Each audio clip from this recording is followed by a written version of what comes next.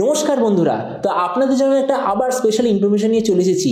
Poco C65 কয়েক মাস আগে launch হয়েছিল, কিন্তু এবার বলা হচ্ছে যে পোকো C75 খুব তাড়াতাড়ি আসতে চলেছে। আর আমার কাছে সববার মধ্যে পুরো স্পেসিফিকেশন অলরেডি এসে গেছে। তো এই জন্য এই ভিডিওতে আমরা ডিসকাস করবো যে পোকো C75 যে আসতে চলেছে এটার পুরো ডিজাইন, স্পেসিফিকেশন আর প্রাইস, আর যে দাম এটা লঞ্চ হবে তো সেই দাম এটা কি সবচেয়ে ভালো ডিভাইস হবে কি হবে না, এই ভিডিওতে আমরা এটার সম্বন্ধে আলোচনা করব। তো চলো শুরু করছি ভিডিওটা কোনো সময় নষ্ট না করি। আপনি যদি গ্যাজেটাল বাংলা চ্যানেলে প্রথমবার আসেন আর এরকম বাংলা টেক ভিডিও ডেইলি দেখতে চান, তাহলে গ্যাজেটাল বাংলা চ্যানেলটা সাবস্ক্রাইব অবশ্যই করে নেবেন। তো প্রথমত আলোচনা করবে এই স্মার্টফোনটার ডিজাইন সম্বন্ধে। তো যেমন আপনি দেখতে পাচ্ছেন এই যে পোকো C75 পেছন দিক থেকে দেখতে কেমন হবে সেটা সম্বন্ধে কোনো প্রপার ইনফরমেশন পাওয়া যায়নি, কেননা পোকোর সি সিরিজের সব ফোনের যে ডিজাইন সেটা কিছু না কিছু আলাদা হয়। তো এই জন্য আমার মতে মনে হয় এবারও একটা ডিফারেন্ট ডিজাইন আপনি দেখতে পাবেন। এর থিকনেস হবে 8.1 মিলিমিটার আর ওয়েট হবে 192 গ্রাম। এর পেছন দিকের মেটেরিয়ালটা হবে অবভিয়াসলি প্লাস্টিকের ব্যাক কভার, আর সাইডে আছে প্লাস্টিকের ফ্রেম।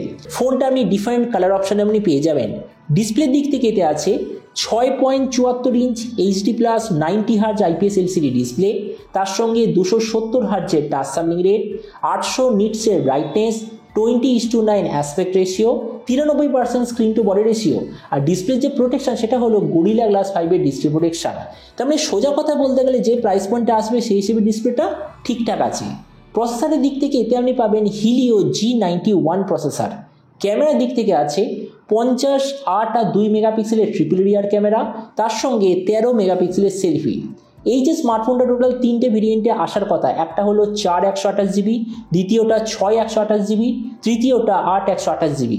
র্যামের কোয়ালিটিটা LPDDR4X, মেমোরিতে আছে eMMC 5.1 আর তার সঙ্গে হাইব্রিড কাস্টরের অপশান। ব্যাটারির দিক থেকে 5000 mAh ব্যাটারির সঙ্গে 18 ওয়াটের চার্জার, আর কানেক্টিভিটি হলো USB Type-C। তো এবারই স্মার্টফোনের বাকি কিছু ফিচার বলতে গেলে এতে আপনি পাবেন Android 14 out of the box, 3.5mm Jack, single speaker যেটার সঙ্গে আছে সাইড মাউন্টেড ফিঙ্গারপ্রিন্ট সেন্সার। আর এর ওএস আপডেট সাইকেলের দিক থেকে বলতে গেলে 2 বছরের মেজর ওএস আপডেট আর 3 বছর সিকিউরিটি আপডেট পেয়ে যাবেন। তো এবার সবচেয়ে মেন জিনিস, ফোনটা কি দামে লঞ্চ হবে। দেখুন, আমি এখনো পর্যন্ত যেরকম খবর পেয়েছি এই যে স্মার্টফোনটা ইন্ডিয়ান মার্কেটে আসার কথা 7,500-এর আশেপাশে, আর আপনাদের ভিডিওটা বাংলাদেশ থেকে দেখে থাকেন তো বাংলাদেশে লঞ্চ হওয়ার কথা প্রায় 17,000 বাংলাদেশি টাকার আশেপাশে।